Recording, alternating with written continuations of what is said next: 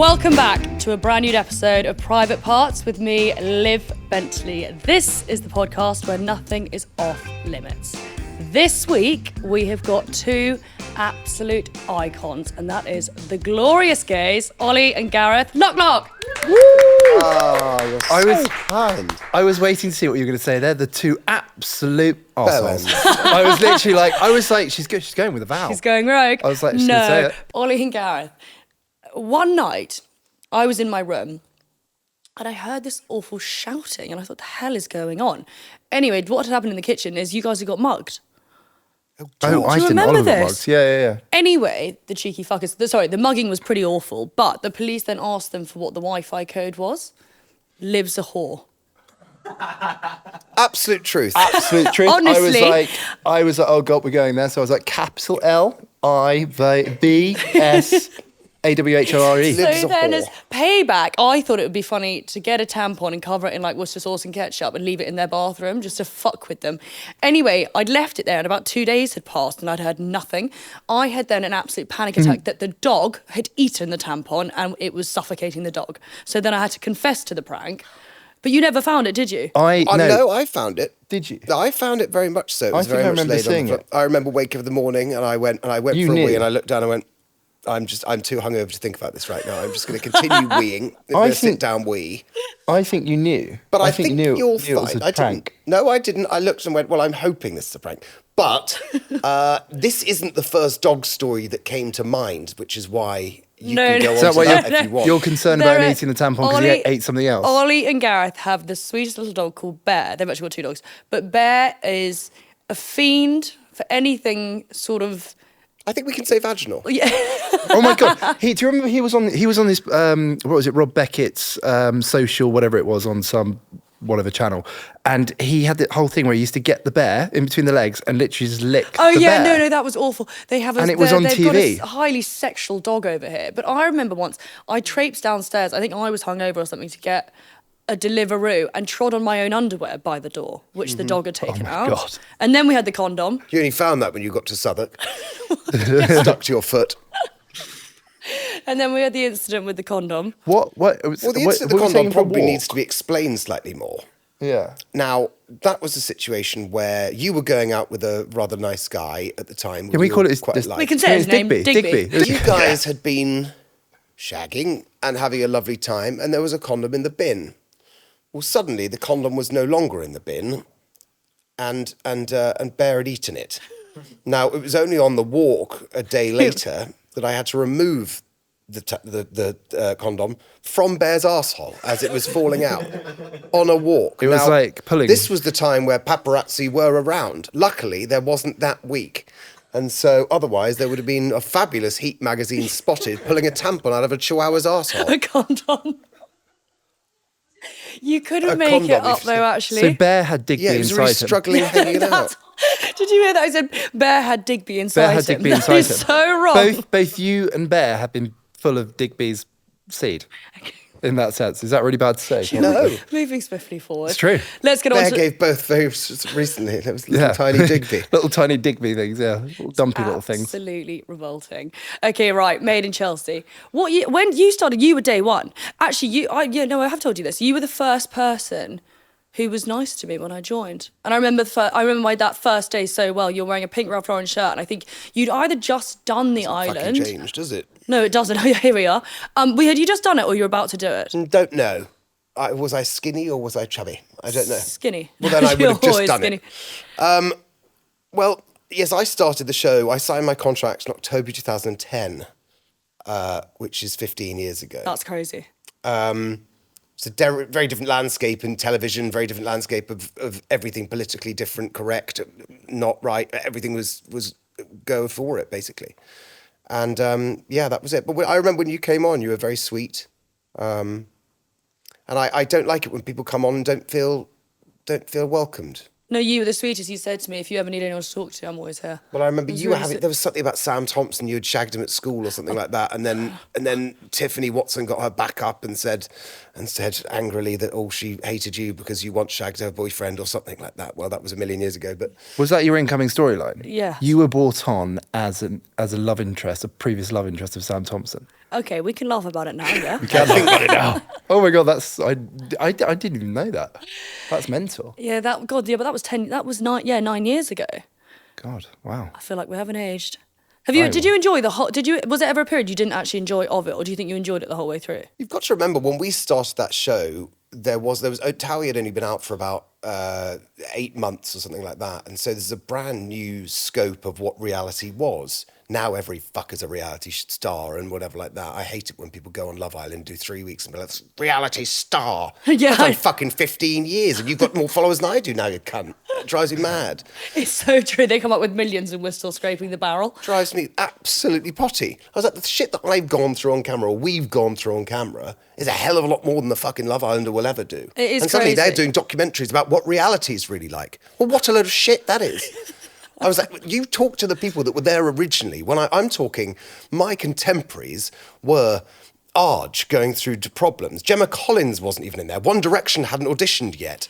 Rylan hadn't auditioned for X Factor yet. That's when we were started. That is mental, actually. Before Harry Styles But was also even the a thing. things that you could get away with not get away with, but I remember back then, it was when I think Millie slapped Spencer. Can you imagine if that happened now? Like the changes and what's happened with TV over time, like the rules, how different it is. Now, there was a couple of punches. I remember Spencer punched Andy Jordan in the face. Did they and, air it? They couldn't. So that had to be because he redone. But he smacked him because Andy Jordan said something about Louise and the fact that he's going to get Louise over Spencer or something. And anyway, they smacked him in the face. That was in embargoes. And they Everything's had in to embargoes. go back and say, you wouldn't mind slapping him instead of punching. I think that's what you have to do. Something like that. I don't Did he know. actually hit him? Yeah, hit him. Yeah. Spencer hit him. But yeah, all of that stuff. But yes, things have changed an awful lot. And I don't know, and I go back and forth. Obviously, thank God, duty of care is better for obvious reasons. But sometimes the reality is taken so too far that, I mean, we were doing a fishing scene the other day. A fishing scene. Lovely. What a lovely thing to do. I love fishing. I wasn't allowed a hook on the end just in case I caught a fish. Is that not the fucking stupidest thing you've ever heard in your entire life? Just for reasons, just in case it upsets the viewers. I'm fucking fishing.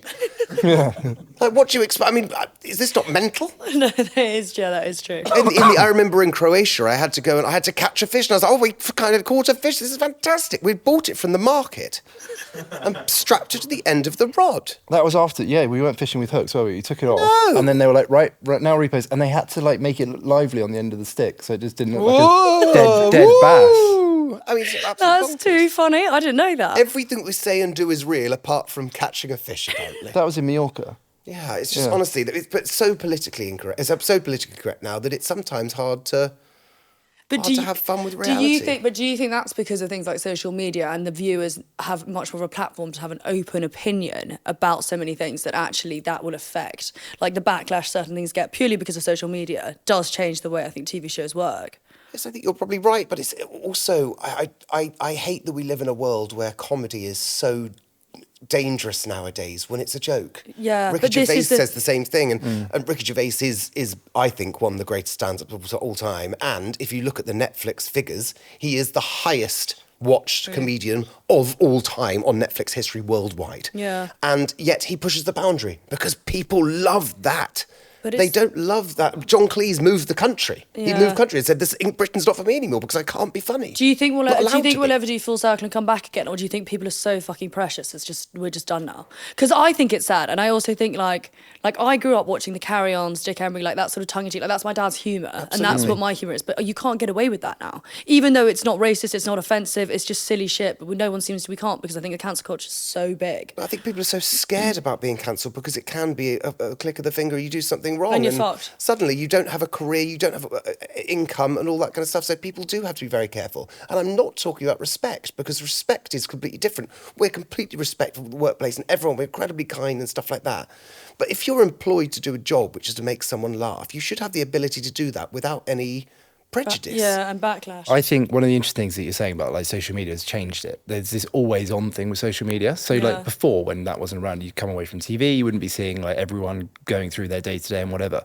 And nowadays, if someone's not very happy with something, let's say someone on Chelsea wasn't very happy with something, Yeah. they could take to social media and start calling someone whatever in Yeah. order to sort of get them over. And basically that means you're a bit like, Christ, it can happen to me quite quickly now. Like it should be cancelled overnight. Yeah. So you're probably like a lot more aware that basically you have to be a bit more sensitive and stuff. But you say, and actually best in the world, majority of the time when you're having a joke, like Ricky Gervais example, he was on The View in America and he was like, this is a joke. Like I'm telling you, this is a joke. That's the point. And then they're taking offense to it. He goes, but this is the understanding of what a joke is. You need to understand Yeah. the difference between real world and not. And it's the sort of story and the arbitrary sort of shock. I think everyone's that just is the so reason. fucking oversensitive. Everyone's a bunch of pussies. Everyone is It very drives me oversensitive. wild. I just think grow up and get on with it. Have you noticed at all? Because they say the biggest sort of trolls are parent shamers. Do you get people shaming anything about parenthood on your social media? Yeah, of course. You literally, there is everyone. They're like, oh, don't do that with your kid. Don't do this with your kid. And you're just like, right, we're first-time parents to twins. I mean, 2 years now, so we're pretty bang on good at it now. But it's like, as people just want you to fail. So it's the same with anything on social media. If someone can point out something that's wrong, it almost makes them feel better about themselves. And in my mind, I'm just like, it's coming from a very sad place that you just want to critique rather than actually be sort of encouraging. Yeah, and helpful. Yeah. No parent is an expert. No first parent is an expert. Oh my God, my mum says this the whole time. She's like, I look back and I must have fucked up on so many different things, which I actually don't think she did. But having the power of social media, because I think Tabby says it a lot sometimes as well, is people are constantly criticising every single... Actually, Megan McKenna, she gets it so badly. And I think it was her talking about sleep training or letting the child scream. And I think obviously everyone has their different... I don't have kids, so I don't know. But everyone has their different way of doing what they're doing. But it's the judgment that comes from every single fucker on social media. I think the best way to think about it is everyone is human, right? No Yeah. one's fucking perfect, and they aren't, as much as keyboard warriors like to think that they are. And it's just like, guys, just take a step back and just think, just be kind. If people are not being offensive, like, you know, we're good parents. We give all kids need is time and love, right? And we give that to our kids. Might not get everything right along the way. You know, you learn from your mistakes, whatever. But jumping on someone when they've had like literally 2 hours sleep and whatever else is going on, and then piling in, calling them a bad parent or whatever, it's just like, don't be a dick. Yeah. I'll tell you. We arrived straight... Obviously, because we're two men, self-employed men, there is absolutely no... We sound like escorts. whatsoever. No, there's no help whatsoever. There's no maternity or paternity leave at all. So we don't have that. Now, our children were born at 31 weeks. They were very, very small, £2.11 and £3.10. We spent 5 weeks in intensive care, NICU, with the babies. As soon as we walked out, we had a camera in front of us, and we were doing a show on the children. Now, we can't remember an awful lot of it because we were exhausted, and it was something that we tried to do. We weren't getting paid for this, but we wanted to show what was happening. Well, we wanted to show the world this is what new parents were doing. It was a YouTube thing. You can go back on YouTube and watch it. It's actually very funny. We weren't getting paid for this. We did this. But also ourselves, such an really. insight as well to like can I say two gay dads? You having IVF? Did when you on it as well? Yeah, of course Yeah, I you was. were on it. And it was interesting because we'd followed this entire journey on Chelsea, and then we were like, we're not going to be doing Chelsea for a while because we want to take a step back with the kids and get whatever. And we decided that we would just follow it on that. It was good. Do need to watch back. We did a podcast the other day, and someone was like, "Yeah, how the first 3 months?" And I was like, "I don't actually remember." No, I think it's fascinating that you documented it, and it's also, I think it's great for other people to be able to see. Yeah, it was one of those. Also, I think for the kids to see one day. How do you have you thought about this? Like, when do you know how like if parents adopt a child, they wait until the kids are a certain age. What age do you think you'd let Apollo and Cosmo get to when you then would explain? Like, how old is a child when they suddenly understand? Obviously, they know they've got two dads. That's what sex ed's class was for, no? I genuinely believe, and this is something that I've always thought, that I always looked at Neil Patrick Harris and his husband David because I think they are remarkable. I think they're amazing people, and they're the reason I believe that made me want to have children. Apart from the fact that Gareth was wonderful with kids, I saw that it was acceptable, and they brought up these two fabulous kids. Yeah. And for me, it's getting advice from people that have been the one generation ahead of us, which was probably the only generation that could have done it. legally in the UK and almost abroad anywhere, to be able to have children, to have biological children. It was very unusual. So we have to speak to those people to see how they Handled it. deal with it. And also, we need to reduce any kind of bullying, any kind of worry that they have. It's about protecting them as much as Do possible. you think there still will be bullying by the time they're sort of 13, 14? For different manners, maybe, but no, I don't think so. We often Do you go know, to one of the most amazing things you can say about our friends, Archie. Luca and Archie, we've got one of our good friends, her son, he's now 16, coming on 17, Yeah. but at the time he was about probably 13 when we were talking about this, because it was a while we've been going through this. And we were like, what's he like at school now? He goes, well, so-and-so's non-binary, so-and-so's I suppose it's trans much more commonplace, in isn't school, it? and Yeah. so-and-so's gay. It's like, it's not even a thing. And I'm just Doesn't like, even God, affect their minds. it's mental. And these are little monkeys of kids, maybe just add. Like Cheeky. they're cheeky, naughty, Yeah. rugby, like funny kids. And I remember saying about the kids being raised by gay parents. They're like, you probably shouldn't say that. They're just raised by parents. And you're literally like, this is amazing because this is a generation that we don't know. Yeah. And I was like, well, I'm talking about myself. And he was like, yeah, but that, you need to normalize it. And I was like, this is amazing because actually what we're trying to do is normalize it. But we're now trying to get into the mindset of a 13-year-old's head about how they feel at school, about how their trans friends, etc., get along with life. And actually, they don't give a flying fuck who they are as Yeah. long as they're happy. I always compare It's it remarkable, to. really. Did you ever watch Schitt's Creek? No. Right, Schitt's But I know Creek you is two an did, 'cause amazing. I'd hear It from was your on bedroom. Netflix with Dan Levy. And Schitt's Creek, the whole premise, his family is very wealthy. They lose their money, and then they move to this Central America, middle of America, sort of Bible Belt town, right? Yeah. But there is every different sort of race of person, every sort of gender, every sort of sexuality, but never do they talk about, they never use racist language, never use sexualized language, they never use any of that, and everything's always socioeconomic, is why there's conflicts or like, social situation stuff. And it just shows you in this place that in America typically would be quite racist and quite homophobic, if you remove all that language and that sort of thoughts, of course, people are human, they're going to have conflicts and whatever, but you remove that language, you remove that thought process, it's literally just normalizes it. And it's just it's like a utopic present where no one is homophobic or racist. I mean, you still have a good old argument with your neighbour for another reason, but it's not based off something that's based off xenophobia. Do you think you guys were targeted with homophobic stuff growing up? Well, I didn't come out till I was 28. Yeah, but went to a actually, rugby this is school. something I know, but I want to talk about this. But were you ever... Did anyone... Because what happened when you guys were trying to get married? Wasn't there a church that said no, or someone said no? St. Martin in the Fields. Yeah, it was Church of England Church. And then actually we said about it on Chelsea, and then there was Church of England made a statement, didn't they? They Was it did. Church Well, of that was England? absolutely right. Yeah. This was the head of the Church of England made a statement to say they're going to review their things because we brought it up on Chelsea.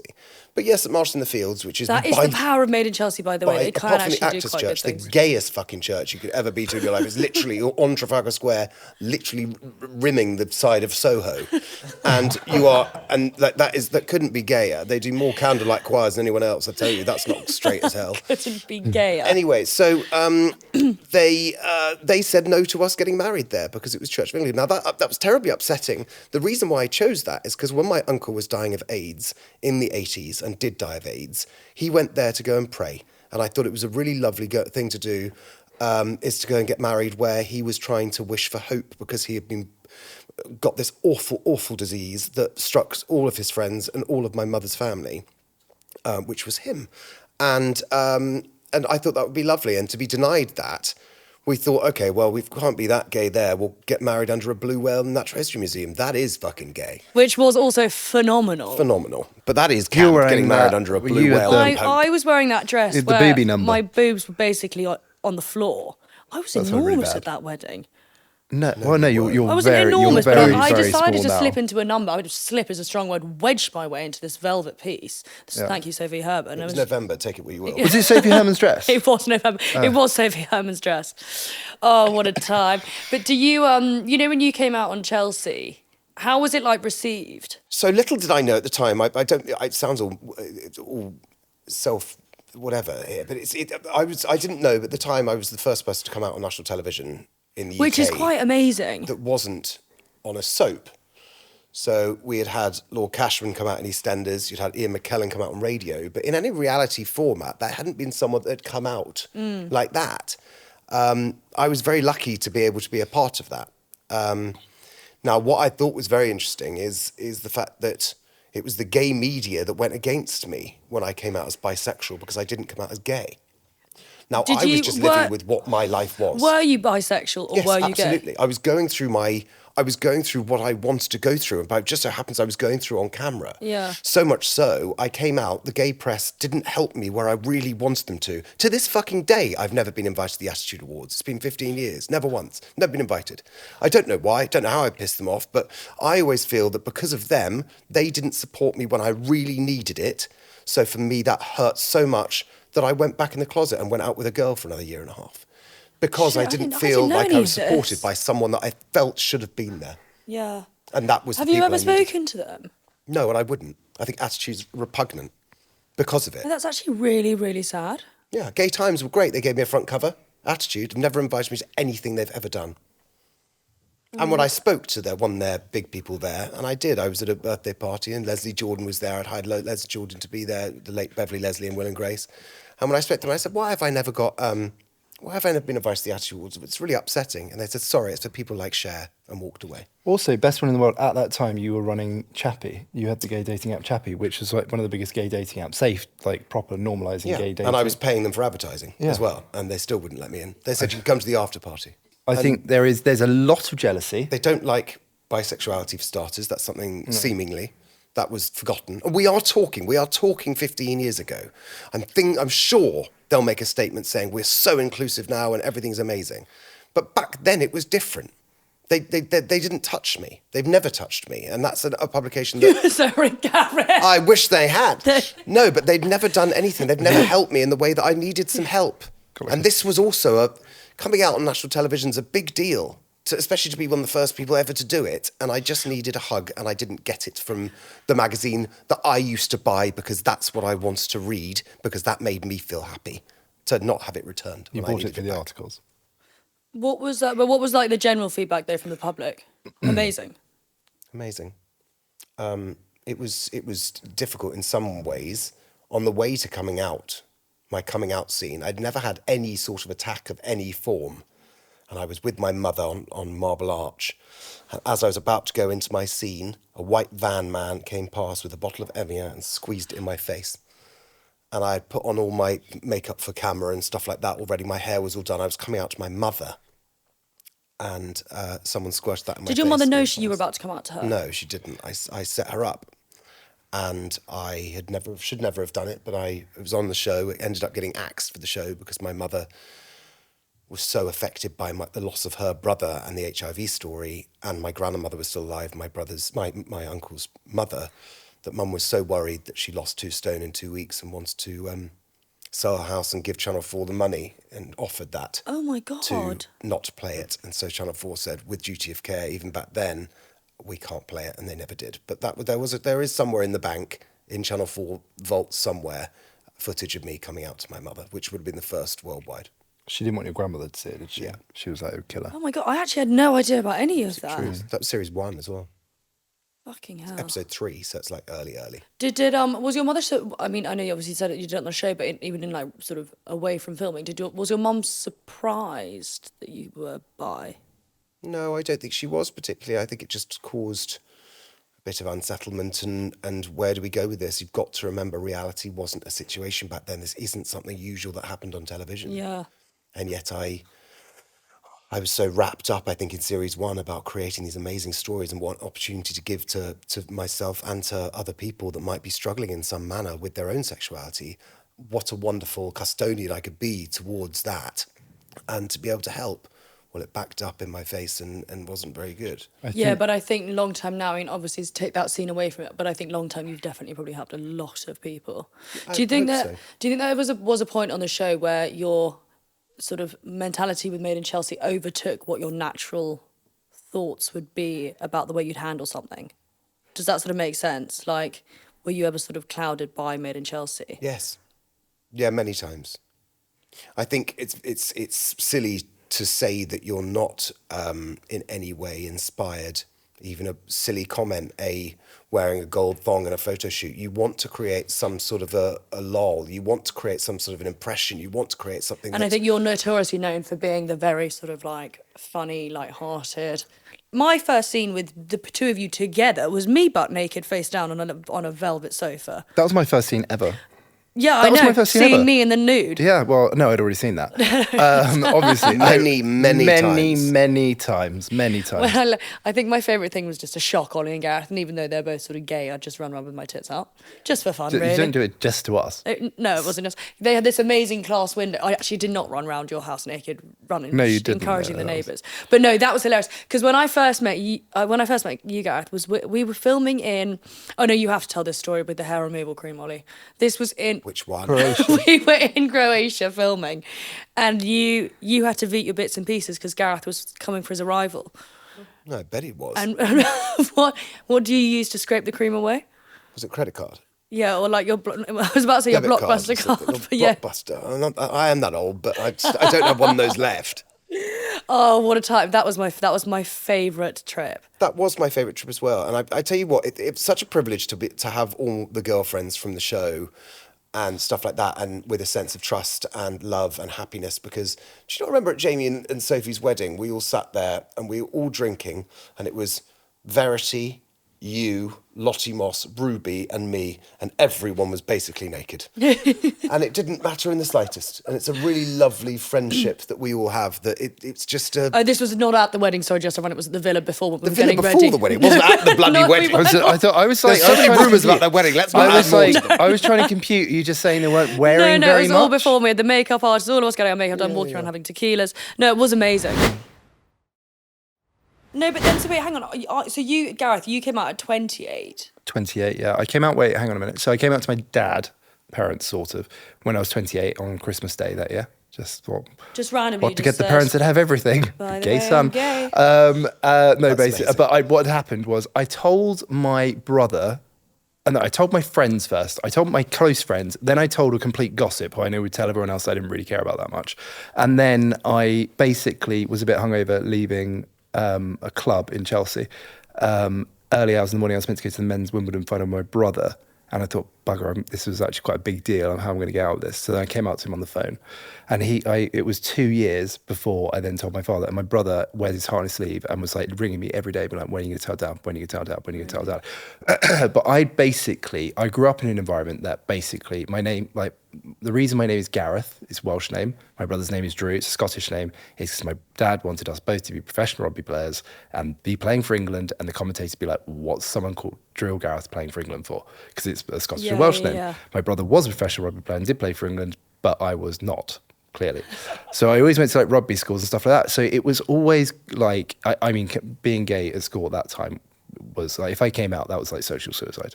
And even worse, like it would make your life hell, and kids can be so cruel, especially back then. So I had it in my head that it was just going to be this entire thing that blew up my entire life. So I really, really struggled with it. And then actually When did you figure out that you were gay? When did I figure out fully? So I dated a few girls. After many a cock in a mouth. Many. It was about the 200th cock that I sucked. No, it was no. No, but I'm talking about like how long you had to hold on to more that. 150. How long? So basically, I knew I was either bi or gay from probably about 13. You know, That's a fucking long time to not say anything to anyone. it's a long time. Whenever I'm like, people talk about coming out and stuff, people coming out and dealing with it and having to come to terms with it. And also you're growing up yourself. You're not an adult coming to terms. Yeah. You're growing up with this entire big thing over you. And it's a heck of an ordeal to go through. Oh, yeah, I can imagine. Like, I mean, character building as hell, clearly. It wasn't until, in my mind, I was just like, I'm just never going to come out. And like, I'll just live my life like this. I can be happy enough with a woman, etc. Have kids, do exactly what's expected of me. And then when my mum got ill, because my mum's got now late stage dementia, but she was diagnosed with young onset dementia when she was 54, I was 20. And I kind of just like went through this entire thing, and she started seeing her get worse and worse. I was kind of like, Christ, you've literally got one life, or if you have one life, you need to live it. Yeah. Like I can't just literally drift through not being happy with something like this. I have to just take the ball by the horns, and get on with it, and then let the chips fall where they may. Yeah. And then you obviously told your mum. So do you know what I actually regret? Like now, my mum's business partner, who's like my godmother, she's like, your mum always knew and was like, she like was really encouraged about what my mum would have thought. My mum wasn't really in a place where she would understand by the time that I ended up coming out. And it's kind of like, I miss that opportunity to have that sort of conversation with her about it. Did you have it with your dad though? Like, what was it like when you told your dad? With my dad. So my dad, I was off. I was probably a few whiskeys or something in order to be able to be brave to do it. It was 10 p.m. on Christmas Day. Went downstairs to the kitchen, and I was like, my brother was upstairs telling me, right, you need to do something, you need something. I was like, right, I'm going to go and do it then.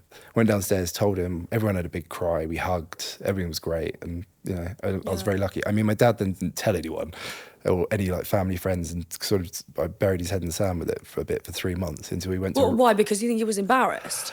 I think, no, not at all. My dad loves me unconditionally. It's not that. I think my dad just worries. He worries about me anyway. He's like, because obviously our lives are very public, and he just worries that people can be horrible in this world, and he just wants to protect me. But this is where, like, because I know, I mean, school bullying back then is very different, but now, do you worry for your kids with what goes on social media?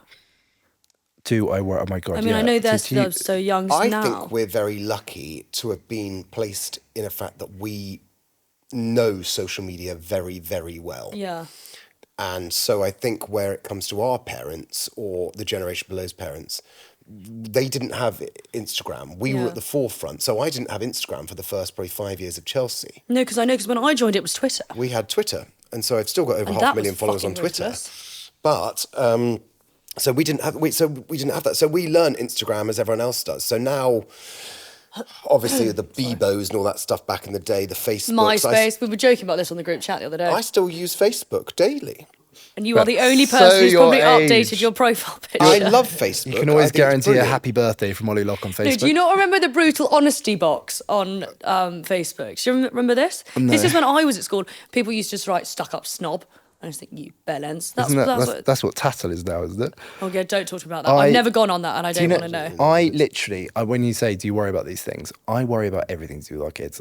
And I just think there is such a myriad of things because you. What's your biggest worry with them? Like, what could be the getting with the wrong crowd, speaking to weirdos online, and because it's just so accessible, isn't it? Yeah. Like, the level of bullying that happens. Did you watch Adolescence on Netflix? Haunting. I could only do 2 episodes. Someone was saying the other day they're contemplating showing that in schools for kids to see and recommending parents watch it because of how bad it is shocking. Everyone.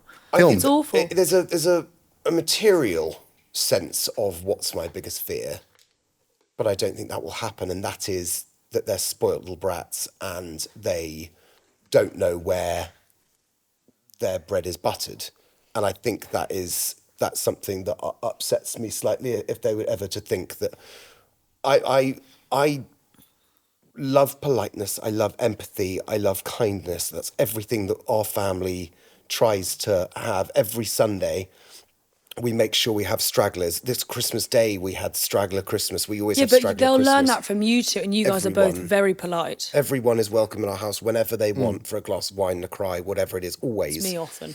But it is. But again, that's what friends are about. And it's always wine in our fridge and always ready for a cry. And it's so what we are. And we're very lucky that both of us No, you definitely are probably like, that's why I always say the gay dads, because you're there to like pick up the pieces. The other thing that I really don't want to go down, and this is something, is the drug route.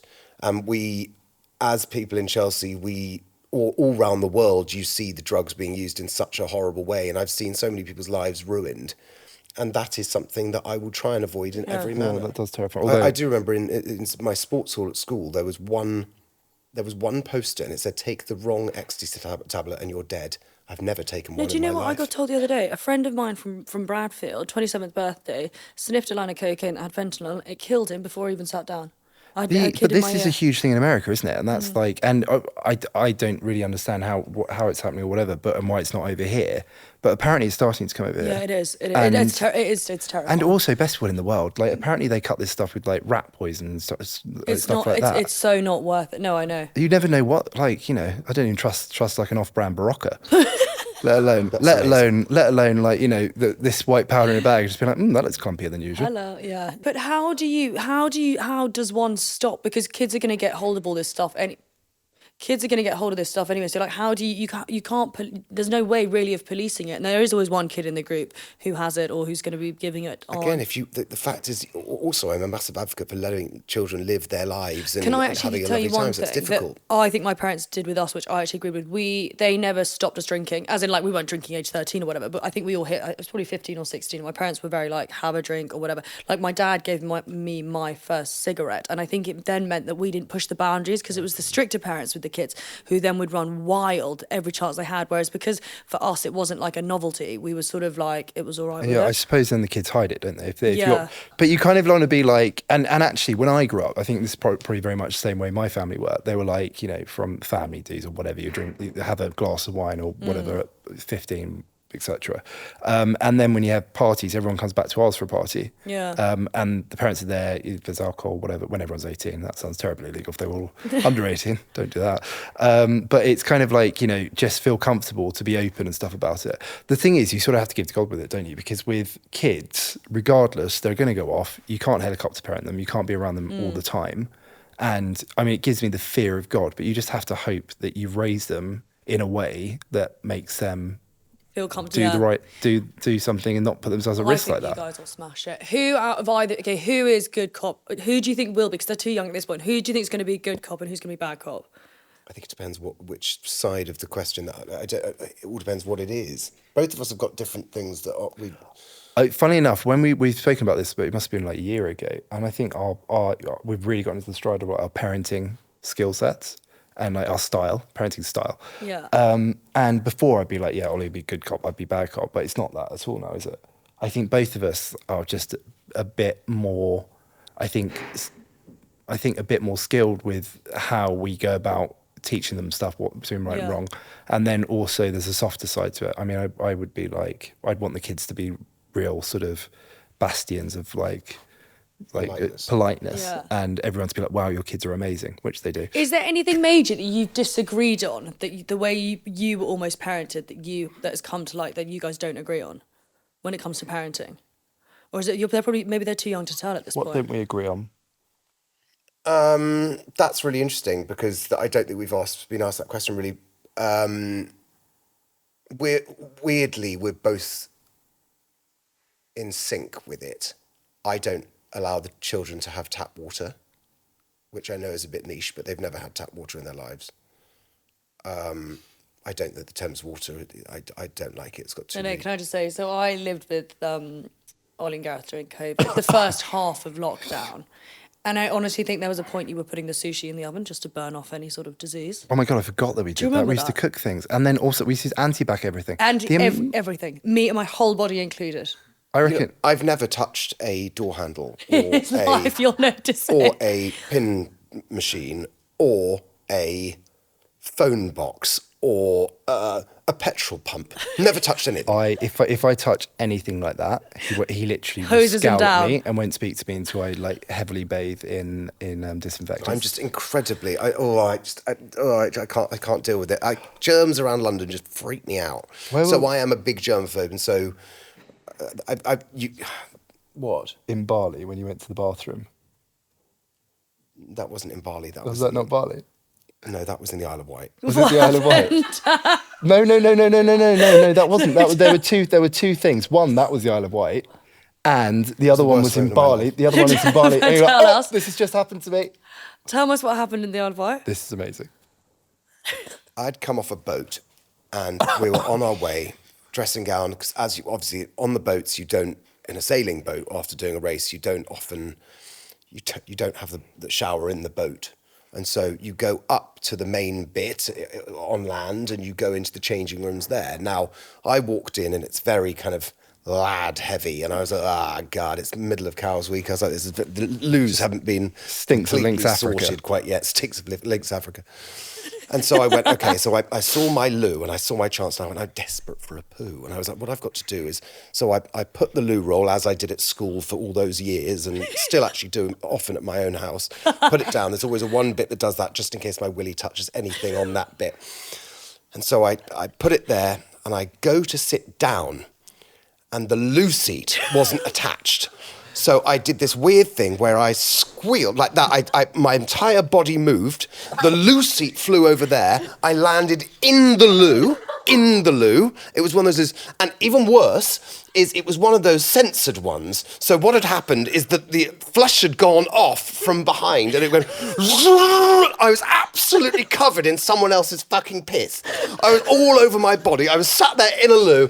I got out. I was like, this is the worst moment of my life. I've never, for someone that's such a germaphobe, it was beyond hell. It is phenomenal. He literally came to me and I was like, what do you want me to do about it? I don't know what to do about this. Oh, it's honestly. No, you came to me, you're like, I can't speak about it. And it was 10 minutes later and he was like, just let's never talk about it again. Apart from on Liv Bentley's podcast. Yeah. That is too funny. That was awful. Only you that would happen to, actually, though. Don't. Bathroom I get worried about habits. splashback of my own loo, let alone someone else's. After all the lads, that's too funny. What do you think the biggest misconception about you guys is? Like, do you ever feel, when people sort of meet you in real life, is there anything they ever say that always stands out? Are you like, well, You're much shorter in real life, they say. I get that as well, actually. I think people think I'm 6 foot or something. I think everyone thinks you've had a boob job and you haven't. No, you haven't. Yeah, you've got the Cracking pair great of boobs. pair of boobs. Thanks, my biggest supporters over here. It's true. What do I get? What do you get? Oh, you're skinnier in real life. Oh, God, yeah, that's really... everyone always says something about my appearance. They're like, oh, you look so much better in real life. I'm like, thanks. I always think it's really rude. Someone said that to me once. They go, oh, you're actually quite pretty. I was like, sorry? Yeah, so rude. So Well, rude. you are better looking in real life. Oh, great. Thanks. Fucking great. Thanks, HD television.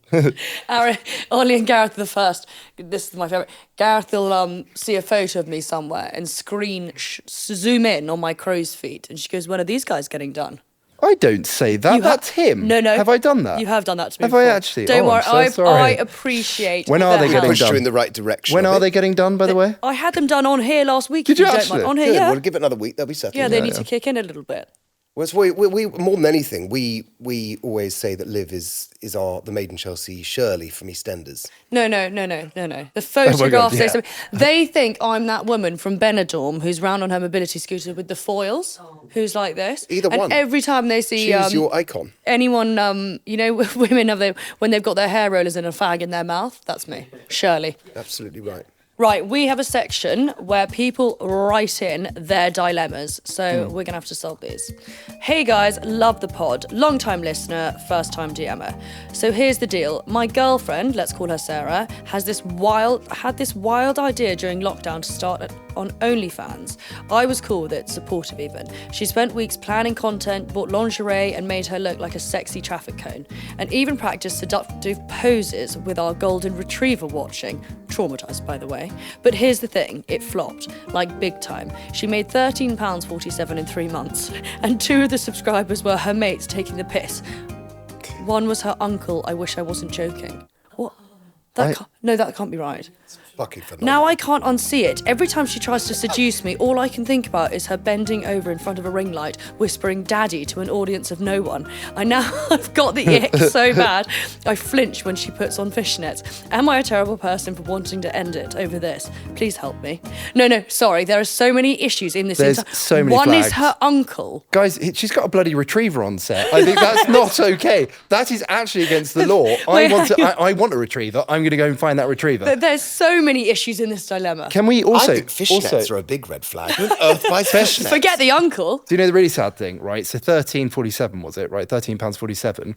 That doesn't go into the numbers that they're saying, and it doesn't really make incremental things. So it means at some stage she must have put a discount on. No, don't. That's heartbreaking, isn't it? That is heartbreaking, and that must be really that's. I think you don't end it, but you've just got to say, listen, this is too much now. So she's doing like naughty stuff because OnlyFans you can do other stuff, can't you? I mean, like, You can do everything. You can do everything. So it's not just a platform for getting dicked, essentially. You've got to do something different, don't you? I think that's where the niche comes in, I believe. But I don't know much with about your Is dog she- and your uncle. I think that's too far. I mean, I think the pet abuse is not okay.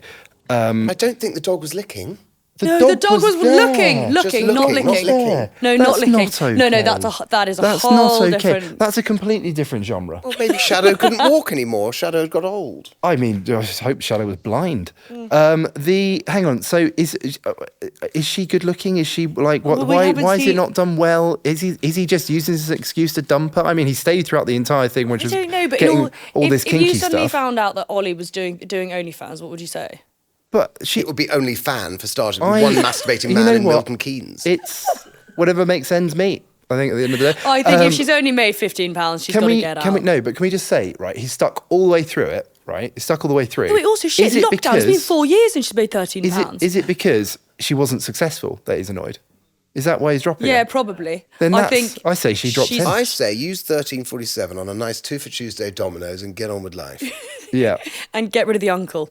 And okay. the fishnets, darling. They're not cool. I mean, actually, you know what? You could make more money, just blackmail the uncle. Well, that is true. There you go, always thinking. Okay, next one. Hey Liv, I need your help, or maybe even therapy, you decide. So I've been seeing this girl for a couple of months. She's cool, bit quirky, into crystals, and says things like, we're ovulating around Venus. I don't know, you get the vibe. Anyway, we're getting down to business one night. It's all going well, and then it happens. Mid-session, she locks eyes with me and lets out this soft little meow. Oh my God.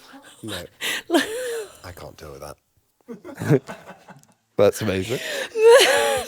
Like full feline energy. I thought I misheard, but when she did it again, louder. Full commitment, starts purring, I'm frozen. It's like somebody suddenly role-playing with a horny house cat.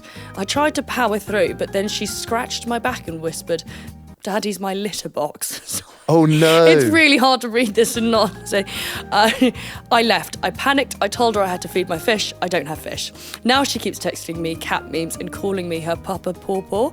I'm scared. I'm confused. I think I have a weird boner and a trauma response at the same time. Weird What do boner? I do? Weird boner, Yeah. did you say? They're not German, are they? This person? Because Well, there's for starters, that for me, that is an absolute legitimate no-no. I couldn't do that. I'm very vanilla inbred. Daddy's shockingly. litter box. Daddy's my litter box. If you have to go full like role play kink on your first outing, I mean that's a bit much. It's I mean, the- where's it going from there? I left, I panicked, I had to feed my fish. I don't have fish, that's so good. I don't know. But the thing is though, when I find this really interesting, when people suddenly discover other people have weird kinks, don't you just sort of discuss it at some point? When should you discuss kinks? I think I think before you do the kinks, surely, you say, listen, I'm into this, I mean, I'm in full feline. if someone, all the yeah, people if someone starts fucking treating you as a kinks. litter box, I Yeah. mean, literally digging out your back and then. Have either of you got any weird kinks? No, legitimately No. not. I think I've right. been together purring? 7 years.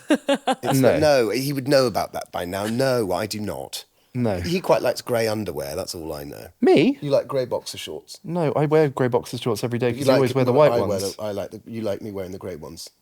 I think black ones. I think. Who likes you wearing the grey ones? Well, you do. You've said that I to me do. before. I think you're confused there. No, I've got my sex boxers, which are like the best fitting boxers. But I mean, they don't really get much of an outing nowadays.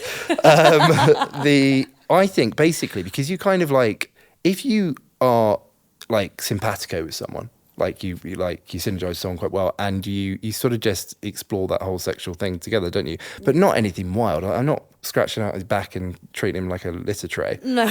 I mean, that is nuts, But isn't you it? do sexually have to be compatible. This is why I think if if one person's super kinky, the other person kind of has to like either want to be up for it. I don't know. If you're a litter tray, does that mean she wants to piss and shit on him? I mean, One can make that assumption. Probably. I mean, yeah. I think I would Go go to and buy some therapy. fucking fish ASAP, and I would block personally. okay. It's just not for me. I'm sure there's a lovely mouse out there that would love. To I play think, with but the cat. again, this is like extremes, isn't it? I mean, like you talk about things, and also, especially like we've been together 7 years. Like, in order to keep things, exciting, you do like, just sort of Get on all fours talk. and pretend to be the dog. Shall I be the cat? That was George. What's his face from Big Brother, wasn't it? Shall I be the cat? Here's a saucer of milk. The George, what was his name? Galloway. George Galloway and the other woman. But there is you sort of keep things exciting. You don't go full bloody feline Yeah. and do that. I mean, she must have been joking, surely. Well, that's the thing. I would find it hard not to laugh if someone did that to me. I mean, I could see some of our friends doing that. Like, I think we have some friends who are into that a sort of thing. We certain definitely German do. one would definitely do that. I think that's why I was a bit like, is that her? Okay, I think a bit of therapy and potentially a new relationship on that one. Right. Next one. Hi team, love the podcast. You guys have created a safe space for people like me. That makes me nervous, that entrance anyway, because I don't know how safe this is. People who make terrible life choices. So here's what happened first. Is that like it makes you feel safe that I've made terrible life choices? Yeah. That's kind of like a backhanded compliment, isn't it? That's so pathetic. Because you're so fucked up, I'll tell you my story. Well, finally, someone worse than me. So here's what's happened. First date with this girl, stunning, smart, bit out of my league if I'm honest. She asks if I have any allergies while ordering dessert. I panic. Why, I don't know. And say I'm deathly allergic to nuts. It just flew out of my mouth, zero reason. She was so sweet about it, like asking waiters to double check ingredients, reading packaging, even bought me a nut-free cake for my birthday. It was dry but made with love. Here's the thing, I'm not allergic to nuts, I actually love them. I snack on cashews in the car like a squirrel on cocaine. But now I'm trapped in this lie and it's spiralling. I had to fake a reaction when she kissed me after eating a Snickers. This can't be I true. literally threw myself on the floor like I'd been tasered. I even pretended to carry an EpiPen. It's a vape pen I don't even use. It's been 9 months. I'm in a committed relationship built on lies and a fear of trail mix. Do I come clean? Do I come clean and risk losing her? Or do I live this nut-free nightmare forever? That can't be true. If you're faking anaphylactic shock, there's a real chance someone's going to stab you with an EpiPen, or if they don't want to hang, Actually, what give would you a happen if tracheotomy. you suddenly did get stabbed with an EpiPen? You didn't need one. adrenaline. It's just adrenaline. But if they don't have an EpiPen, someone like I've seen House enough times to know how to do a tracheotomy with a butter knife and a biro. So I would just go at your thing and get the air back in there. I think if you are serious about this person a long time, just say you panicked and said something. Have you ever panicked in a situation and said a lie? I'm trying to think about what I've done. Oh no, we were talking about the other day, and this was awful. There was a girl saying she was getting so drunk, and you know when people are pissed and they sort of one-up each other's stories. Yeah. This girl, what did she say? She lied and said her mother had cancer or something just to one-up the rest of the stories, and we were like, that is shock. It's awful. Trauma child. I think the worst thing that's happened to me was I was in a bathroom in London somewhere, going to a restaurant or a bar. And I was going, like, doing business, then washing my hands. And this guy literally stood at the urinal, just looked me dead in the eyes and goes, Gareth? And I went, no. And then I don't know why I did it. And then I kind of came out and I was like, there's loads of my friends here. It could be a friend of a friend. And it did turn out to be. And the person then came around later with one of my friends, Charlotte, and was like, oh, this is so-and-so. Don't remember the name. And I was like, oh, yeah, funny, wasn't it? Haha, joke. And then he's like, you're fucking weird, mate. But and it was like a mixture between a man holding his willy in a urinal, staring me dead in the eyes and just saying Gareth at me. And then secondly, I must have just been a bit on edge that day. Now, this isn't so much of a lie, but it's worth saying because I've never said it before. About 3 or 4 years ago, Gareth and myself and a couple of friends of ours were in a bar in Mayfair, and I had heard that Kylie Minogue is playing Oh my God, this is amazing. down the road at Annabelle's. And I went, okay, this is amazing. I was like, let's try. And I over-listened to a person, and I tried to hear what party it was so I could go to the door and say I'm invited to the party. And I heard it was Gaviscon. I was like, Gaviscon have got a party in Annabelle's, all right, and Kylie Minogue is playing, and I thought, this is absolutely amazing. I was like, this acid really is going far. The budget must be huge. So I went, all right, let's go there, go to the door at Annabelle's, and I rocked up and hi, I'm here for the Gaviscon party. And they went, sorry. And I went, Gaviscon. I had heard it wrong. It was Louis Vuitton. And so I had gone to the PR of Louis Vuitton saying, I'm coming in because I'm here for the Gaviscon party. The fucking PRs must be like, Ollie Locke came to the door yesterday, asked to go to the Gaviscon party. Mortifying. What was worse was then after we realised it was a Louis Vuitton thing, I'm friends with the GM of Louis Vuitton in London, and we had invites to it anyway. But we couldn't go in because he's just told everyone he's going to the Gaviscon party. And yeah, none of us saw Kylie that year. That's phenomenal. True. That's actually hilarious. Thank you so much for joining me. And yeah, that was great. Thank you, Ollie and Gareth. Woo! Thanks for having us. Thank you so much.